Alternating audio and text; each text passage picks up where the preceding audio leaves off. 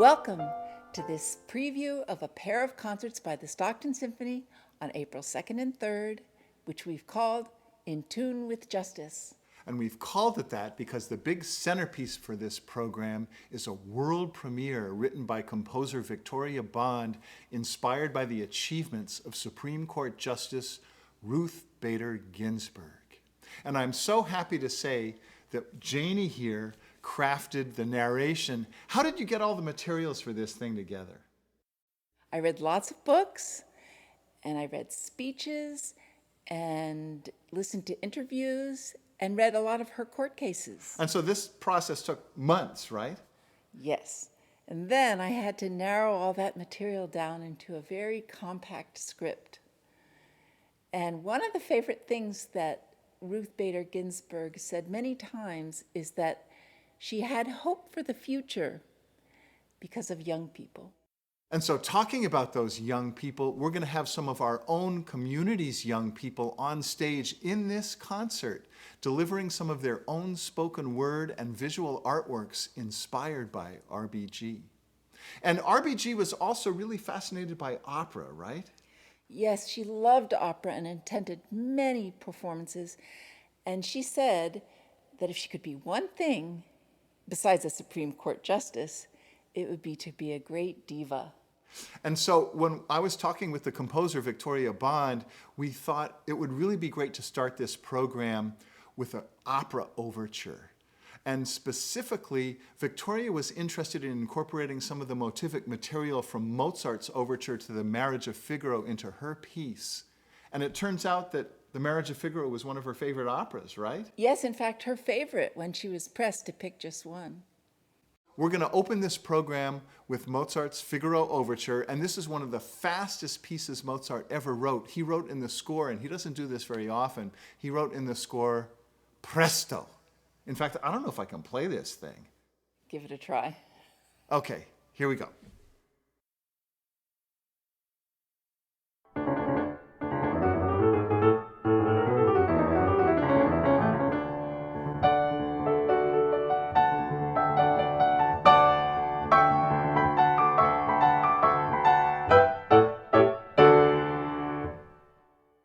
And so now we're going to be treated to two different Zoom interviews, one with our composer Victoria Bond, and then after that we have a Zoom interview with our narrator, Tama Brisbane.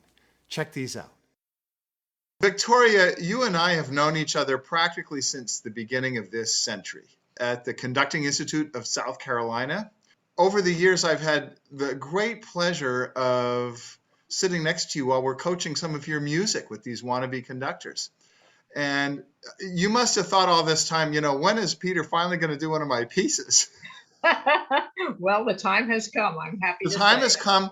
And as you'll recall, the conversation started a few years ago with the idea that you would compose for us a piece called The Atlas From the Atlas of Imaginary Places. And then you called me up as soon as Ruth Bader Ginsburg passed away. Yeah, right. And you said, what if we do a piece about her, and that didn't take long. Well, I've been specializing in extraordinary women over the years in various projects. Mrs. President, about the first woman to write for president, Clara Schumann, and others. And so Ruth Bader Ginsburg was just absolutely someone who I wanted to spend more time with, who I admired tremendously, and who I hoped I could bring some other dimension, because I feel that when words are spoken, they're certainly understood better than when they're sung. Not that the singing voice doesn't add a tremendous amount of drama, but if it's comprehensibility that is the main goal, then the spoken word is certainly paramount. You're in great company with some other composer conductors such as Mozart and Beethoven and Mahler and Stravinsky. Mm-hmm. But since especially the 20th century, it's become more and more the case that one would specialize in one area or the other, but you've kind of kept both up. What has that been like? Not really. Recently it's been a question of the horse and the cart. And when I graduated from Juilliard, first of all, everyone said, forget it, conductor, a woman, you'll never get a job, which is what I needed to hear. That's throwing down the gauntlet. So There's the incentive, right? exactly, I'll prove them wrong. So my first decade plus, maybe 2 decades, was really spent primarily as a conductor with whatever time I had on the side to do my writing. And unlike Mahler, in the summertime, we conductors were busy. Can't really take off a whole summer. Yeah.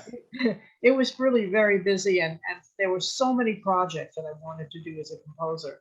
So there came a certain point where I said, okay, what are my priorities? And my priority really is as a composer. I'm a composer conductor rather than a conductor composer, and there's a big difference. And as you know, it all has to do with time.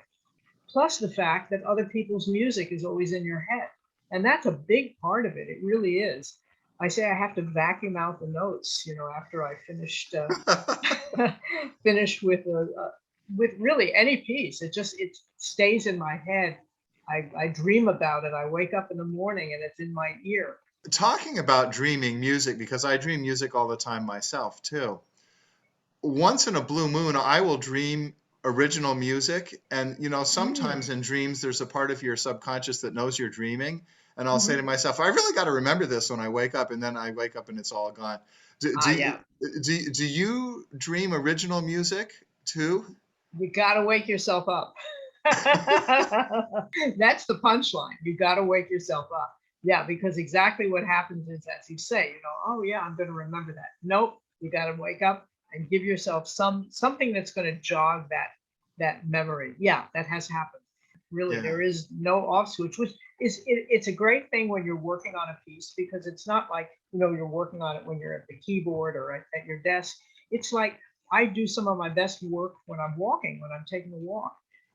Then I'm out in nature, and well, we've got a lot of good examples of composers who did that, like Beethoven and Brahms, and Right. Mozart also. Mozart took a walk every And day. you've told me a great story about when you were working with Giancarlo Menotti. Right, yeah, and he said a piece is never finished; it's only abandoned. And I thought that was so great, because I'm an inveterate tinkerer. I love to tweak things, and after a performance, I like to make changes. Sometimes even during rehearsal process, if I'm conducting it, I'll make changes. And there just comes a point where you say, okay, that's it. Let it go. Let it go. What's it like for you as a composer sitting in the audience when you're hearing one of your pieces played, because you don't any longer have an effect over that performance as the composer? Well, I can give you two extremes. From hate to love? Yes. Well, let's start with the hate part. Yeah. My opera that was done in Germany, it was done actually in Baden-Baden by the Karajan Ensemble, conducted by a member of the Berlin Philharmonic. Fabulous performers, fabulous music making. But the director had very different ideas than I had. And I had to be very diplomatic here. But it was really so different than what I had imagined. And then there is the opposite extreme when you have a brilliant performer. And right now I can give you an example of the pianist Paul Barnes, who has taken my most recent piano composition called Illumination on Byzantine Chant and performed it all over. And his artistry has added so much to the piece that it's thrilling to hear him play it. I just, it's over and beyond what I had imagined. So there you have the alpha and the omega and the best and worst case. Well, here's hoping that our performance won't be on the deep end for you. I'm sure it won't. I'm sure it won't, because I know you as a musician, and I know it's going to be terrific. Well, we're so grateful for you entrusting us this magnificent world premiere with us, and we just can't wait to do it. I mean, I think it's really exciting. Me too. I'll drink to that. Tama, tell us how you first got interested in poetry and spoken word. My first interest was always words. I was an early reader. I started reading the sports pages of the LA Times to my grandfather. How old were you? 3-ish. Free. Oh my God. Because I walked at 6 months, so then everything was just an acceleration. After Wow. that. Okay. So I was always reading, and my mother was a classically trained pianist, so there was always music. And so there was like arts. And then because I was born and raised in Los Angeles, I was born and raised in Watts. And so this was the turbulent 60s, and the Watts riots happened. Oh, yeah. And so there was the trauma of watching what was just my neighborhood become something else entirely. Kind of like a war zone, right? Become a war zone, and then as a kid, you realize my place is different from everybody else's place. And there is a violence attached to this, and there is an ugliness and a horror when you're literally watching the embers of buildings floating around in the atmosphere, and you're seeing snipers on top of grocery stores that were just normally your neighborhood stores, and you're seeing people in the streets, and you're seeing the looting. It's not only traumatic for a community, but it's traumatic for the children of a community. And so you took these kind of traumatic experiences and turned it into something positive, right? Kind of did, because my mom had the good sense to take me to see the original touring company of Raisin in the Sun. Oh, yeah. And I got a chance to see Sidney Poitier on stage, and Wow. Ruby Dee on stage, and B. Richards on stage, and Ivan Dixon on stage. And all of these have become titans of arts in the Black community. But for me, sitting in the third row, watching words come to life and watching people that look like me bring these magic words, like, I am in for these words things. And so how old were you then when you saw that show? I would have been 7. Wow. And really formative age. It was, because it was like a tuning fork went off. It was like a light switch went on, and I was always attuned to the sound of words. Let's fast forward a few decades. 1 or 2. We're only 17 now, right? Thank you. Okay, and so you've settled in Stockton, and you formed this group called With Our Words. And what's it been like to do that and ultimately to become Stockton's Poet Laureate? Becoming executive director of With Our Words was a job I had to create. Uh-huh. And oh boy, me and a classroom and kids and microphones and poetry and the freedom of spoken word, it just braided itself into something magic. And the poet laureate part was a miraculous happenstance.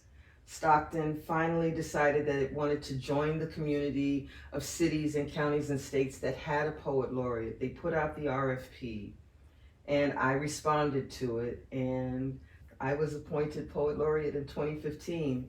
My first assignment as Poet Laureate was to help lead the delegation going to the All-American City competition and bring back that title that Stockton hadn't had in 9 years. And Brandon Leake and I told Michael, if we're going with spoken word. No costumes, no bells, no whistles, no signs. It's going to be a spoken word piece. And we went with 10 minutes and I think a delegation of about 30, and came back with the All-American City title. Well, it's just wonderful. And you and I have done several great projects over the years, and we're so grateful that now you're going to be the narrator for this world premiere. What's it like kind of recreating some of the experiences and words of Ruth Bader Ginsburg?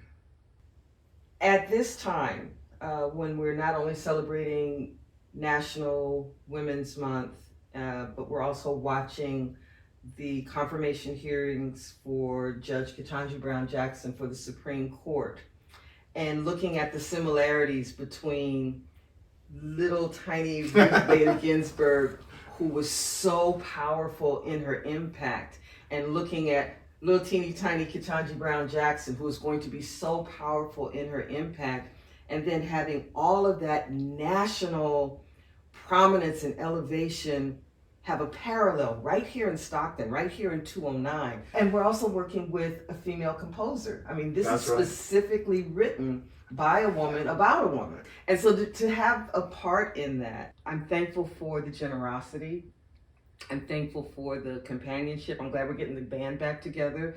And we get to open up the stage to young people to take part in this. You can't ask for much more than that.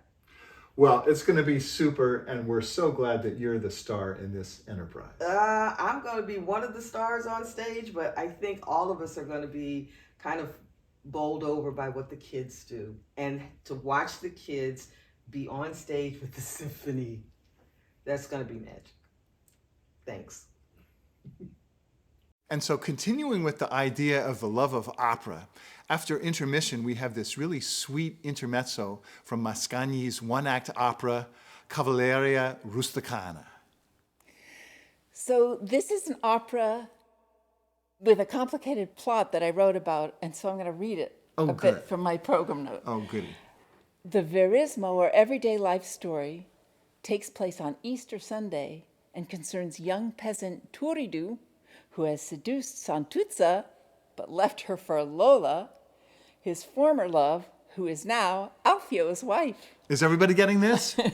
Santuzza begs him to return to her, but when he spurns her, she tells Alfio about Lola's adulterous affair.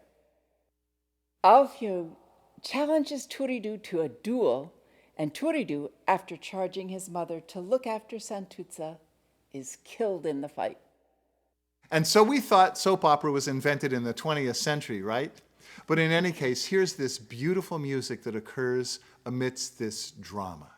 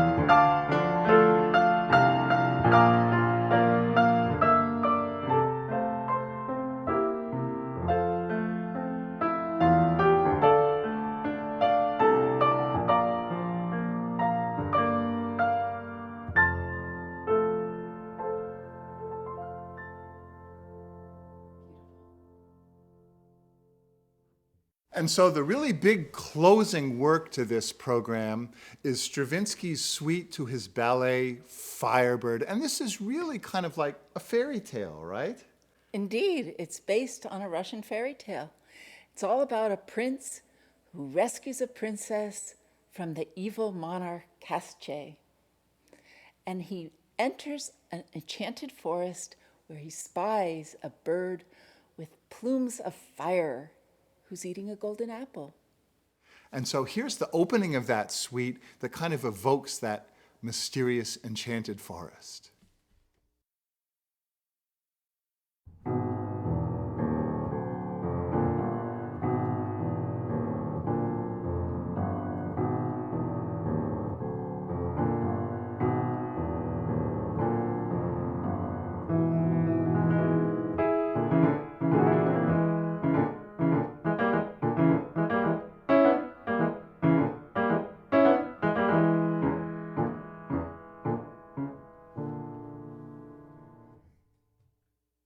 And so there's a real heart attack moment in this piece when the music gets very high and soft and sweet, and all of a sudden, boom, there's this sudden big crashing chord. And that's the sudden appearance of King Kasche's freakish monsters, and then the king himself.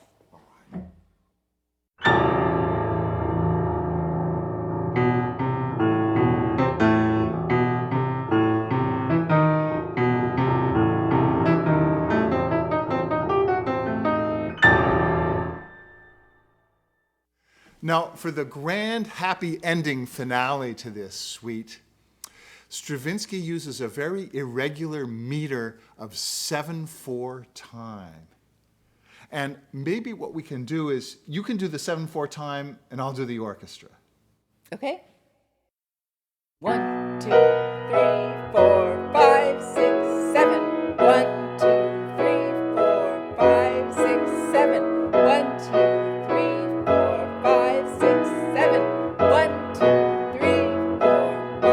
6, 7.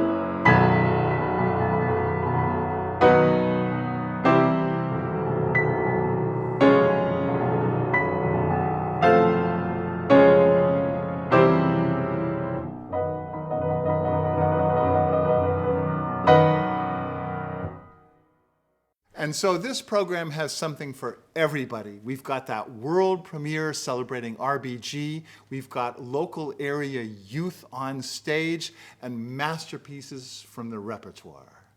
We look forward to seeing you all there.